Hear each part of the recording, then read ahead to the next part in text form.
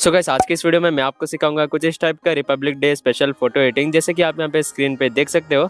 और इन भाई ने कमेंट भी किया था कि रिपब्लिक डे के ऊपर कॉन्सेप्ट चाहिए, और मैंने कम्युनिटी टैब में भी पूछा था कि आपको रिपब्लिक डे के ऊपर कॉन्सेप्ट चाहिए कि नहीं, तो 92% लोगों का वोट यस में आया है। ठीक है, इसलिए आज का जो वीडियो ये मैं लेके आ गया हूँ।